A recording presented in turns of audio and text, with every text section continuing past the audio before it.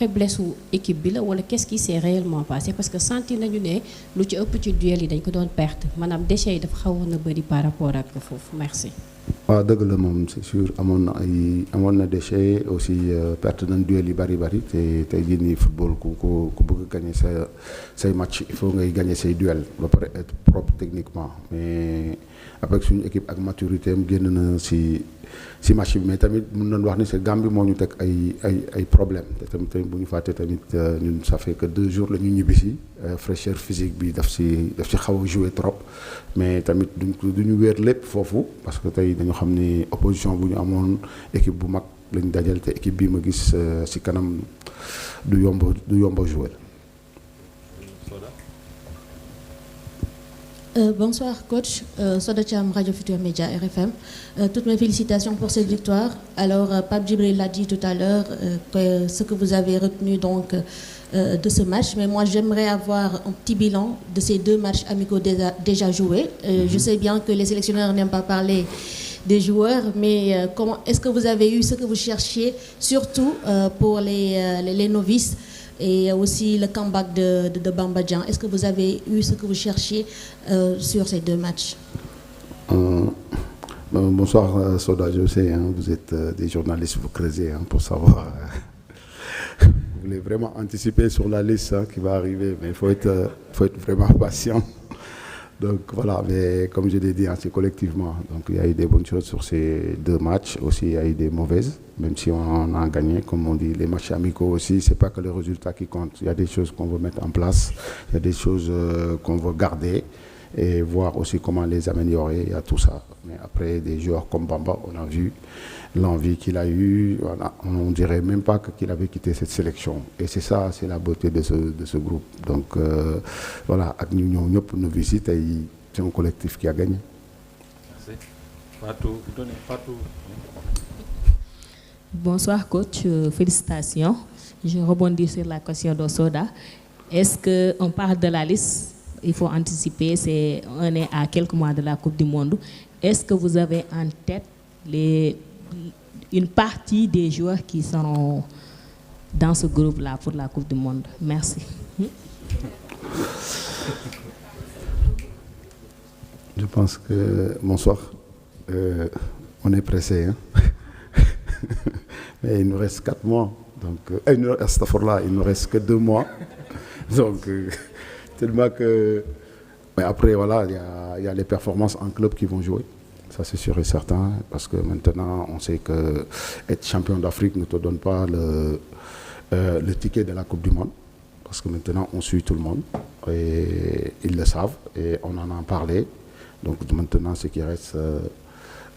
ils continuent à faire des bonnes choses. Après la liste, comme on dit, qui dit choisir, dit éliminer. Et il y en a qui seront éliminés, il y en a qui seront choisis. Maintenant, c'est comme ça le football. Moi, je pense que quand je vais sortir de cette conférence de presse, à partir d'aujourd'hui, pour dormir, pour moi, ça va être très, très difficile. Merci. Un journaliste de la Gambie, oui, derrière.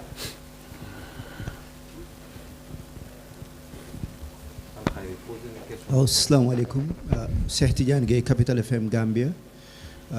Pab, congratulations. Ndokale ko benen yon and manage nga pour def lu Henri Kasperzak defut ak Guy Stéphane parce que the last time ñaari yoon yi fi Gambie mujjee ñëw yëpp mujjee wu ne mën a am ndam li ñu ngi naan ndokkale ci loolu man damaa la teg question yi damaa ñëw si site pan africanisme rek parce que yow bokk nga ci coach yoo xam ne coach africaine yuy représente Afrique gis nañ ne kenn waaneeku nañ ci di auto ado sa xarit Walid Regragui wàññeeku na donte am nañ beneen morokat bu fa nekk ñu ngi yaakaar ne africaine dina dem semi-final parce que Morocco ñoo ko yóbbu woon ci level boobu te ñun africaine yëpp ñu ngi am yaakaar ci yow ne di nga yóbbu level bi bu passé semi-final muy dem ba final why not indi ko sax ndax yaa ngi xalaat gis-gis boobu ak yaakaar bu africaine yi am ci loolu ak loolu nu mu tegoo sa ndoddu naka nga ko manager pour mun a def loolu merci jërëjëf vraiment cette question bi rafet na trop et di wax ni tey jii nii bu ma amoon benn dutu une seconde ne mënuma andi coupe du monde bi je pense que damay bàyyi keneen dem yóbbu équipe bi donc je pense que li nga wax tamit c'est vrai dëgg la doomu réew mooy defal réew et tamit bu ñu ko tegee ci yoon tamit il faut tamit waruñu wax rek man sénégalais laa dama war a yor Sénégal il faut ñu dem ñu ñëpp di former wu en tant que man dama war a continuer tamit di former wu parce que tamit football kenn xamu ko ba mu jeex tey ñi ni fekkee ñaar ñu ngi fi tudd jotuñu gagné Gambie tey man yàlla ci man la dogal ma gagné Gambie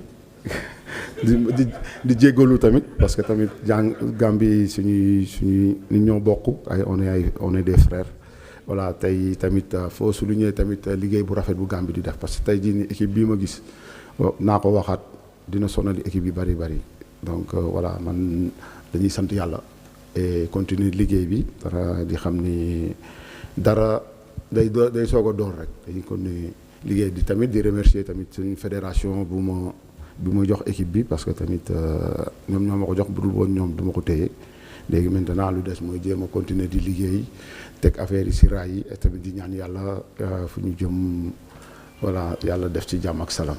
Ok au fond. Oui.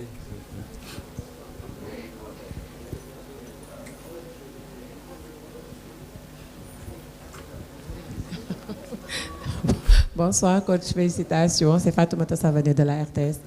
Coach ba bëggoon rek nga tënkal ñu xëy na ci wolof li nga xam ni jàngat nga ko ci sa équipe yow ci ñaari match yu ñu jógee waaye itam nga wax ñu rek lan nga xalaat ci li nga xam ni tam mën nañu jàpp ne dañ koy dundaat ci li nga xam ni mooy Coupe d'Afrique bi parce que gis nañu tamit ci beneen wet ba Maroc tamit mi ngi jubilé ci match amical am bi ne ba léegi moom daal moo téye kubam te loolu moom ëlëm na sunu xel yi daal jamono ji